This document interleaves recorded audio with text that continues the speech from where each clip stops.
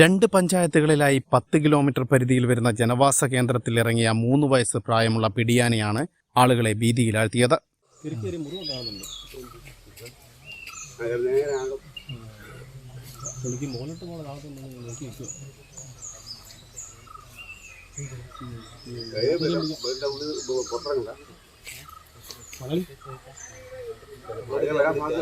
മലയാളി വിചാരിച്ചാണ് ആന ഓട്ടി കഴിഞ്ഞാൽ പൈസ കൊടുക്കും.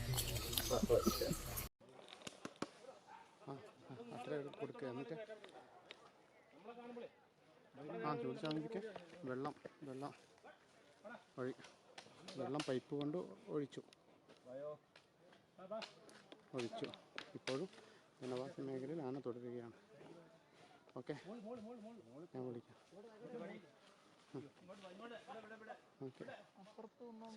കീഴ്ത്താടിക്ക് ആഴത്തിൽ പരിക്കേറ്റ പിടിയാന അവശനിലയിലായിരുന്നു. വേദന രൂക്ഷമായപ്പോൾ അക്രമാസക്തമായി ജനക്കൂട്ടത്തിന് നേരെ പാഞ്ഞെടുത്തത് ആശങ്ക പരത്തി.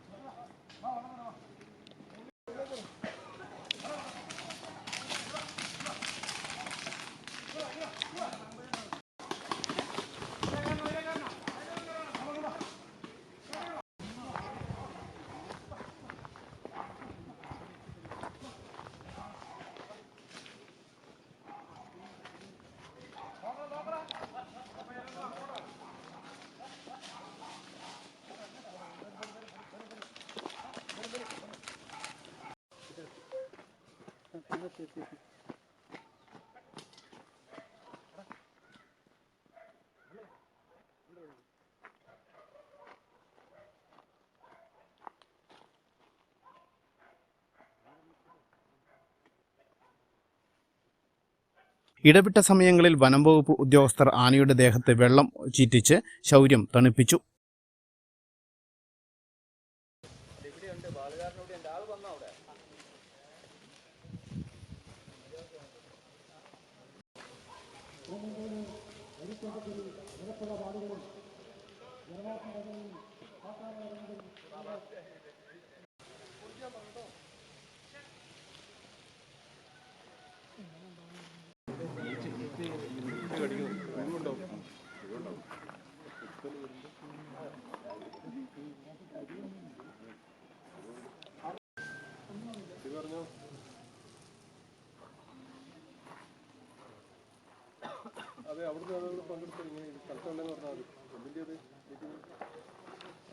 ചൊവ്വാഴ്ച രാത്രി 11 മണിയോടെ കീഴ്പള്ളിക്കടുത്ത് വട്ടപ്പറമ്പ് മേഖലയിലാണ് കാട്ടാനയെ ആദ്യം കാണുന്നത്. രാത്രി മുഴുവൻ ഇടവേലി അത്തിക്കൽ ജനവാസ മേഖലയിൽ കറങ്ങിത്തിരിഞ്ഞ കാട്ടാനയെ പുലർച്ചെയോടെ കാണാതായി. ഇതോടെ ഫാമിലേക്ക് മടങ്ങിയെന്ന് വനംവകുപ്പ് സംഘം കരുതി.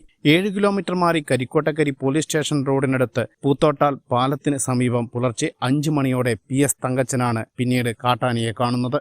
വനംവകുപ്പ് സംഘം സ്ഥലത്തെത്തിയെങ്കിലും ആനയെ കണ്ടെത്താൻ കഴിഞ്ഞില്ല. തുടർന്ന് 6:30ഓടെയാണ് ബന്തച്ചാപ്പ മേഖലയിൽ ആന നീങ്ങിയതായി സൂചന ലഭിക്കുന്നത്. രാവിലെ 7 മണിയോടെ ബന്തച്ചാപ്പയ്ക്ക് സമീപത്തായി കരിക്കോട്ടക്കരി അടപ്പുഴ റോഡ് മുറിച്ചു കടന്ന ആന അയ്യങ്കുന്ന് പഞ്ചായത്തിൽ പ്രവേശിച്ചു. ഇതിനിടയിൽ റോഡ് മുറിച്ചു കടക്കുമ്പോഴാണ് വനംവകുപ്പിന്റെ വാഹനം ആക്രമിച്ചത്.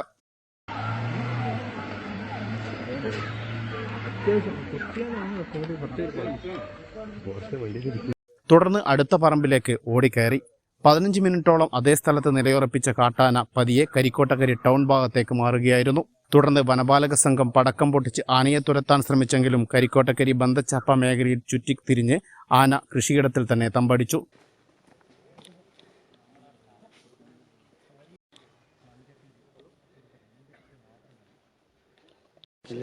രാവിലെ വന്നിട്ട് പോയാൽ അതെയാ.